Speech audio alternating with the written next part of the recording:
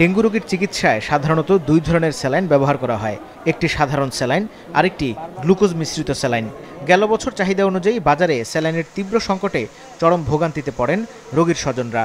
সে সময় শিরায় দেয়া 87 টাকার 1 লিটারের সাধারণ স্যালাইন 5 গুণ বেশি দামেও বিক্রি হয়। প্রায় একই অবস্থা ছিল 91 টাকার 1 লিটারের গ্লুকোজ মিশ্রিত স্যালাইনেরও। অসাধু মজুতদারদের সিন্ডিকেট ভাঙতে না পারায় সমালোচনায় পড়তে হয় স্বাস্থ্য বিভাগ সহ বিভিন্ন মহলকে। স্বাস্থ্য অধিদপ্তরের হিসেব বলছে, ডেঙ্গুর পিক টাইমে প্রতিদিন গড়ে 10,000 রোগী ভর্তি থাকে হাসপাতালে। প্রতি মাসে স্যালাইনের চাহিদা 7.5 থেকে 8 লাখ লিটার।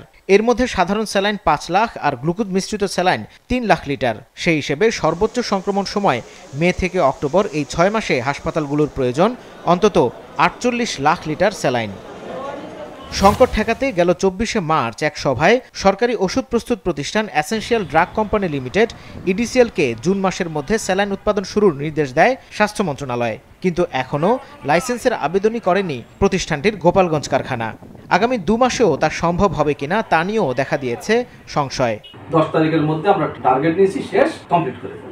আমরা কমপ্লিট করার পরে কিন্তু আমরা কাগজপত্র সহ টোটাল জিনিসগুলো কিন্তু ড্রাগসে অ্যাপ্লিকেশন জমা দিব। জমা দেওয়ার পর ওনারা একটা টিম গঠন করে আমাদের এখানে ইন্সপেকশন আসবে। আসার পরে যদি দেখে যে ফ্যাসিলিটিস ওকে, দেন তারা কিন্তু আমাদেরকে ম্যানুফ্যাকচারিং লাইসেন্স ইস্যু করবে। ড্রাগসের অনুমোদন দেওয়ার পরে আমরা যে র ম্যাটেরিয়ালস আছে না, 30 থেকে 45 ডেজ যাবে। আমরা করতে চাই, সেই ক্ষেত্রে আপনার 1-2 মাসের মধ্যে এটা তারা লাইসেন্স পাইতে পারে আর কি। শুধু সরকারি হাসপাতালের চাহিদা মেটাতে ইডিসিএল এরই মধ্যে আমদানি ও ক্রয় বাবদ প্রায় 43 লাখ লিটার স্যালাইন সংগ্রহে রেখেছে। এর বাইরে ডেঙ্গু রোগীদের একটা অংশ চিকিৎসা নেন বেসরকারি হাসপাতাল ও বাসায়। গেল বছর সংকটের পেছনে অসাধু মজুতদারদের দায়ী করে ফার্মাসিউটিক্যালসগুলো। স্বাস্থ্য অর্থনীতিবিদরা বলছেন, ডেঙ্গুর প্রাদুর্ভাব বাড়ার শুরু থেকেই সেদিকে নজর না রাখলে বাজার পরিস্থিতি সামাল দেয়া কঠিন হবে। এখনও চ্যালেঞ্জটা আমার কাছে ফ্লুইডটাই মনে হচ্ছে সবচেয়ে বড় কথা। আমি যদিও ফ্লুইডে আমাকে সবাই আশ্বস্ত করেছে, কিন্তু আমার কাছে এই আশ্বাসটার উপরে আমাকে নির্ভর করতে হচ্ছে। দেখেন, আমার ব্যক্তিগত সক্ষমতার বাইরে গিয়ে অন্যের আশ্বাসের উপর আমাকে নির্ভর করতে হচ্ছে, যেহেতু ফ্লুইডে আমাদের কোনো নিজস্ব প্রোডাকশন হাউস নেই। এইবার করেছি আমরা যে প্রত্যেক হাসপাতালকে স্যালাইন ক্রয় করার আমরা ক্ষমতায়ন করেছি, যে যদি কোনো হাসপাতাল স্যালাইন না থাকে সে নিজেই কিনতে পারবে। স্যালাইন হোক বা অন্য যে কোনো একটা জীবন রক্ষাকারী ওষুধ হোক, কাদের ওখানে কত মজুদ আছে, এই মজুদ কতটুকু আছে, এটা এখনকার দিনে জানা কিন্তু অসম্ভব কিছু না।